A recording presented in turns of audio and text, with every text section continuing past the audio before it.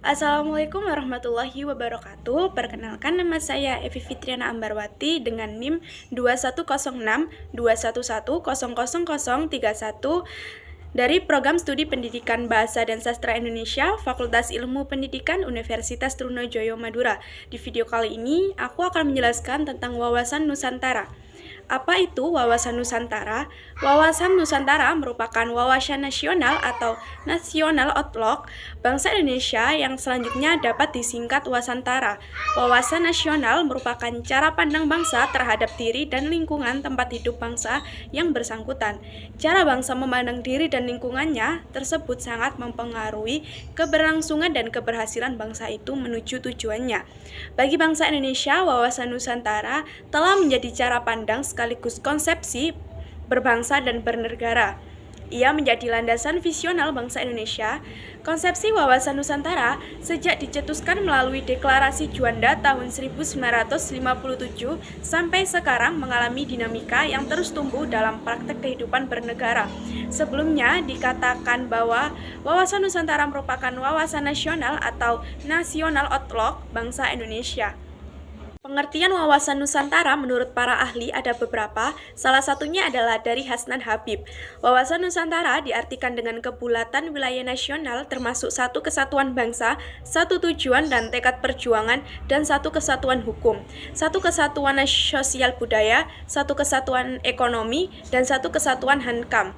Majelis Permusyawaratan Rakyat tahun 1998 juga menyimpulkan bahwasanya wawasan kebangsaan adalah cara pandang dan sikap bangsa Indonesia mengenai diri dan lingkungannya dengan mengutamakan persatuan dan kesatuan bangsa serta kesatuan wilayah dalam penyelenggaraan kehidupan bermasyarakat, berbangsa, dan bernegara.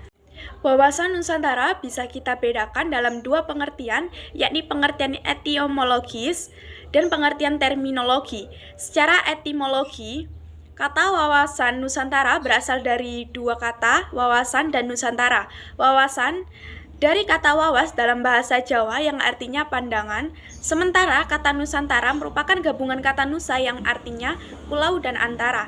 Kata Nusa dalam bahasa Sanskerta berarti pulau atau kepulauan, sedangkan dalam bahasa Latin kata Nusa berasal dari kata nesos yang dapat berarti semenanjung, bahkan suatu bangsa. Merujuk pada pernyataan tersebut, maka kata Nusa juga mempunyai kesamaan arti dengan kata nation dalam bahasa Inggris yang berarti bangsa.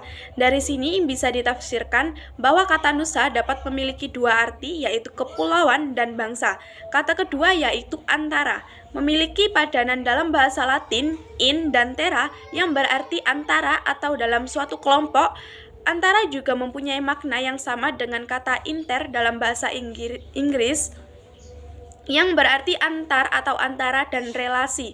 Sedangkan dalam bahasa Sanskerta, kata antara dapat diartikan sebagai laut, seberang, atau luar. Bisa ditafsirkan bahwa kata antara mempunyai makna antar atau antara, relasi, seberang, atau laut. Dari penjabaran tadi, penggabungan kata Nusa dan antara menjadi kata Nusantara dapat diartikan sebagai kepulauan yang di antara laut atau bangsa-bangsa yang dihubungkan oleh laut. Latar belakang sosiologis wawasan Nusantara berdasarkan sejarah, wawasan Nusantara bermula dari wawasan kewilayahan. Ingat Deklarasi Juanda 1957 sebagai perubahan atas Ordonansi 1939 berintikat mewujudkan wilayah Indonesia sebagai satu kesatuan wilayah, tidak lagi terpisah-pisah. Sebagai konsepsi wilayah, bangsa Indonesia mengusahakan dan memandang wilayah sebagai satu kesatuan. Namun seiring tuntutan dan perkembangan, konsepsi wawasan Nusantara mencakup pandangan akan kesatuan politik, ekonomi, sosial budaya, dan pertahanan keamanan, termasuk persatuan sebagai satu bangsa. Sebagaimana dalam rumusan GBHN 1998 dikatakan wawasan Nusantara adalah cara pandang dan sikap bangsa Indonesia mengenai diri dan lingkungannya dengan mengutamakan persatuan dan kesatuan bangsa serta kesatuan wilayah dalam penyelenggaraan kehidupan bermasyarakat, berbangsa, dan bernegara. Ini berarti lahirnya konsep wawasan Nusantara juga dilatar belakangi oleh kondisi sosiologi masyarakat Indonesia. Tahukah kalian bahwa bangsa Indonesia itu beragam dan terpecah-pecah sebelum merdeka?